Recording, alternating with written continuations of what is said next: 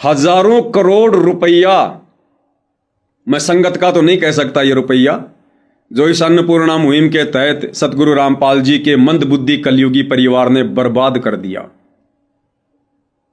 हजारों करोड़ रुपया अन्नपूर्णा मुहिम के तहत बर्बाद करके हरियाणा के एक भी पंच को या एक भी सरपंच को ये लोग भगत नहीं बना पाए, ये लोग नाम दीक्षा नहीं दिलवा पाए। हजारों करोड़ रुपया व्यर्थ में पानी की तरह बर्बाद करके भी। अब मैं ये बात क्यों कह रहा हूं भाई और बहनों कि ये पैसा संगत का नहीं था। संगत का तो हमें अच्छे से पता है संगत कितना क्या दान दे सकती है। सतगुरु रामपाल जी अनेकों बार अपने प्रवचनों में जिक्र करते आए हैं कि बच्चों, हमें पता है कि ये संगत कितना क्या दान कर सकती है। बेचारे किराया बड़ी मुश्किल से अपने घर से लेके आते हैं।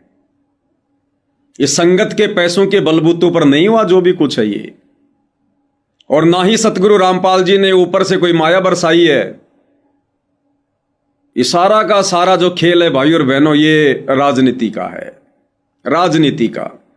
क्योंकि सतगुरु रामपाल जी का परिवार, उनके नालायक बेटे भक्ति और भगवान से कोसों दूर हैं। उनकी बुद्धि में मस्ती छाई है, काल बैठा हुआ है, रिमोट काल के हाथ में है। आपने सुना होगा थोड़े दिन पहले हरियाणा के हिसार के गांव धीरणवास से एक भगत भी है, रामउतार राणा। उसने कहा था कि मेरी लड़की एक बहुत बड़ी कंपनी में काम करती है, गूगल कंपनी है, लाखों का उसका पैकेज है, और मेरी लड़की जिस कंपनी में काम करती है उस कंपनी के मालिक ने कहा कि हम संत रामपाल जी को इस मिशन में 1 करोड़ रुपया दान करना चाहते हैं।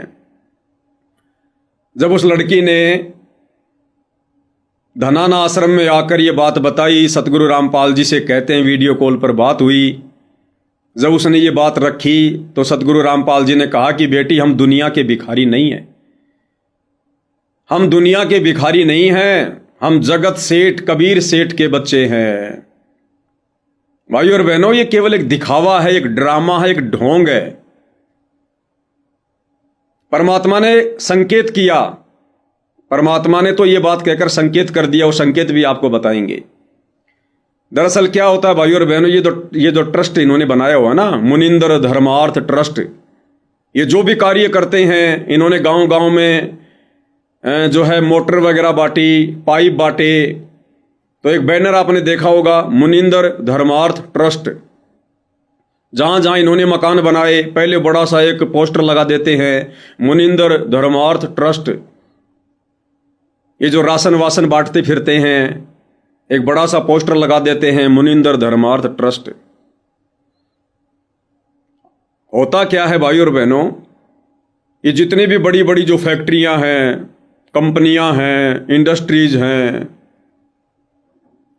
इनको जो भी मुनाफा होता है साल भर में, इनको जो भी मुनाफा होता है, उस मुनाफे का 2% सरकार के नियम के अनुसार इन कंपनियों ने जो है वो ट्रस्ट में दान करना होता है। ये नियम है। मान लो किसी कंपनी को 100 करोड़ रुपए का मुनाफा हुआ, और ये तो नॉर्मल सी बात है भाई और बहनों, हरियाणा में, गुड़गांव में, मानेसर में, अंबाला में बहुत बड़ी बड़ी कंपनियां हैं, MNC कंपनियां हैं। 100 करोड़ का मुनाफा साल में कोई बड़ी बात नहीं है।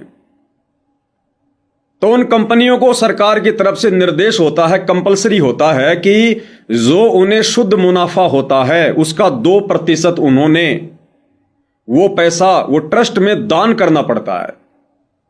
मान लीजिए कंपनी को 100 करोड़ का फायदा हो गया, अब 100 करोड़ का 2% हो गया 2 करोड़ रुपया, तो 2 करोड़ रुपया किसी न किसी ट्रस्ट में उन्होंने दान करना ही पड़ेगा। अब वो कंपनी वाले क्या करते हैं, अब वो भी नहीं चाहते कि यार हमारा 2 करोड़ रुपया सीधा सीधा किसी ट्रस्ट में चला जाए, तो वो क्या करते हैं, वो ट्रस्ट वालों से साठ गांठ करते हैं कि भैया हमें 100 करोड़ का फायदा हुआ है, क्योंकि फायदा वो छुपा नहीं सकते, सारा सब कुछ सरकार की जो है वो नज़र में होता है। किसी को 200 करोड़ का फायदा होता है, किसी को 500 करोड़ का फायदा होता है। तो वो कंपनी वाले क्या करते हैं, वो ट्रस्ट वालों से साठ गांठ कर लेते हैं कि भैया मुझे 100 करोड़ रुपए का फायदा हुआ है, 2 करोड़ रुपया मुझे ट्रस्ट में दान करना पड़ेगा। मैं आपको 1 करोड़ रुपया दूंगा, 1 करोड़ रुपया मैं अपने पास में रखूंगा और आपने 2 करोड़ रुपया शो करना पड़ेगा, दिखाना पड़ेगा। तो इस प्रकार से भाइयों और बहनों ये ट्रस्टों के साथ में साठ गांठ होती है। तो ये जो इसको बोलते हैं CSR का पैसा, CSR बोलते हैं इसको। तो ये जो मुनिंदर धर्मार जो ये ट्रस्ट चल रहा है ना, ये इन कंपनियों के भरोसे चल रहा है, इन फैक्ट्रियों के भरोसे चल रहा है। ये बहुत बड़ी राजनीति है, ये दुनिया का पैसा है। ऊपर से ये लोग मकान बना रहे हैं, उसमें भी ये लोग पैसे कमा रहे हैं। इन्होंने मकान बना दिया। अब ये जो लोग मकान बना रहे हैं अन्नपूर्णा मुहिम के तहत, इस मुनिंदर धर्मार्थ ट्रस्ट के तहत, तो भाइयों और बहनों बड़ी मुश्किल से मैं पवन दास समझता हूं 5 लाख रुपए की लागत भी सतलोक आश्रम वालों को नहीं आती है एक मकान बनाने में, क्योंकि सबसे ज्यादा पैसा लगता है लेबर का। अब लेबर तो भाई और बहनों संगत बनी हुई है। आप देखते हो सैकड़ों की संख्या में भगत भाई बहन सेवा के नाम पर पहुंच जाते हैं मकान बनवाने। कोई मसाला तैयार कर रहा है, कोई ईंटें ढो रहा है, कोई नींव खोद रहा है, कोई क्या कर रहा है। तो लेबर तो बेचारी संगत बनी हुई है, जमीन अगले की खुद की होती है। इन्होंने तो खाली बस स्ट्रक्चर खड़ा करना होता है। मुश्किल से 5 लाख रुपए की लागत भी एक मकान पर सतलोक आश्रम वालों को नहीं आती है। और ये लोग उस ट्रस्ट में दिखा देते हैं सरकार को कि हमें लागत आई है 15 लाख की, 20 लाख रुपए की। बाकी पैसा इनको सरकार की तरफ से और मिलता है। ये लोग जितने मकान बना रहे हैं ना, उसमें भी ये लोग लाखों रुपया सरकार से कमा रहे हैं। भाई और बहनों, आप संत रामपाल जी को परमात्मा मानते होंगे, आप उन्हें भगवान मानते होंगे, इसलिए आप लोगों को इस प्रकार की बातें थोड़ी सी समाती नहीं है कि ऐसा भी हो सकता है क्या। लेकिन जो लोग उनको मानुष मानते हैं, जो लोग केवल उनको अपना गुरु मानते हैं, कोई अपना बाप मानता है, कोई अपना पति मानता है, कोई अपना ताऊ मानता है, कोई अपना रिश्तेदार मानता है, उनको कोई फर्क नहीं पड़ता है। ये लोग केवल माया के पुजारी हैं। ये लोग माया के लिए ही सतगुरु से जुड़े थे और माया प्राप्ति ही इन लोगों का मकसद था, आज भी है और आगे भी रहेगा। इसलिए मैं पवन दास कह रहा हूं कि यह पैसा संगत का नहीं है।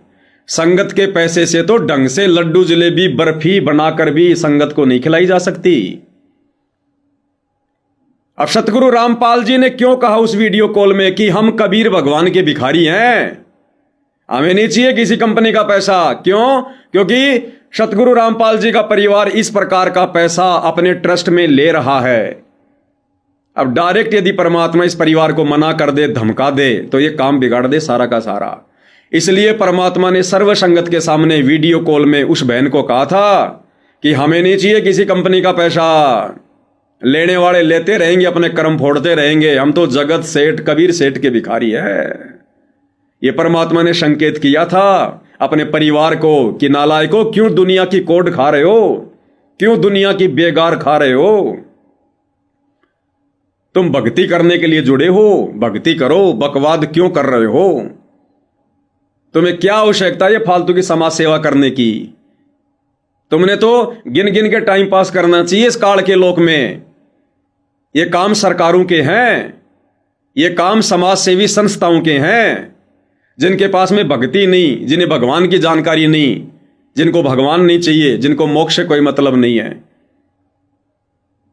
अरे देश में मकान बन तो रहे भाई, मुख्यमंत्री आवास योजना कोई लाखों में मकान बनते हैं, प्रधानमंत्री आवास योजना करोड़ों में मकान बनते हैं, करोड़ों में मकान। भैया सरकार अपने तरीके से काम करती है, सोच समझ के। सरकार ऐसे ही धूल में लठ नहीं मारती है। लेकिन अब सतलोक आश्रम वालों की मजबूरी है भाई और बहनों, क्योंकि जो जो कंपनियां इन लोगों को करोड़ों में दान दे रही है, उन कंपनी वालों को यह भी तो आगे दिखाना पड़ेगा सरकार को कि हमने किस ट्रस्ट को दान किया, उस ट्रस्ट ने वो पैसा कहाँ लगाया, क्या क्या बनवाया। तो फिर वो मकान की फोटो खींच के ले जाएंगे, मोटर पाइप की फोटो खींच खींच के उनको दी जाएगी, ये जो राशन वासन बांटा जा रहा है इसकी दी जाएगी, ये जो ब्लड डोनेशन किया जा रहा है, देह दान जो किया जा रहा है, ज़्यादा से ज़्यादा भक्तों का खून निकलवाया जा रहा है, उनकी फोटो वाटो खींच के फिर ऊपर फाइल में लगाई जाएगी। तो भाइयों बहनों, इस प्रकार से इन सतलोक आश्रम वालों के पास में ये पैसा आ रहा है। ये कोई संगत के दान का पैसा नहीं है। आप देखते नहीं इन आश्रमों में संगत को, बेचारे ऐसे ऐसे भोले भोले भगत आते हैं जिनको नहाए हुए 10-10 दिन हो जाते हैं, उनके कपड़े फटे हुए होते हैं, कपड़े फटे हुए, आने जाने का किराया बड़ी मुश्किल से लेके आते हैं। वो कहां से बेचारे इतना दान कर देंगे। तो भाइयों और बहनों, टोटल जो काम हो रहे हैं नरक में जाने वाले काम हो रहे हैं, नरक में जाने वाले। इसलिए दास कहता है कि ये पैसा संगत का नहीं है। और इसीलिए जो जो भाई बहन इन सतलोक आश्रमों में जा रहे हैं, भंडारा ले रहे हैं, इसीलिए तो सारे के सारे दुर्बुद्धि के शिकार हैं, क्योंकि वो हराम का पैसा है, वो हराम का पैसा है, वो संगत के दान का पैसा नहीं है।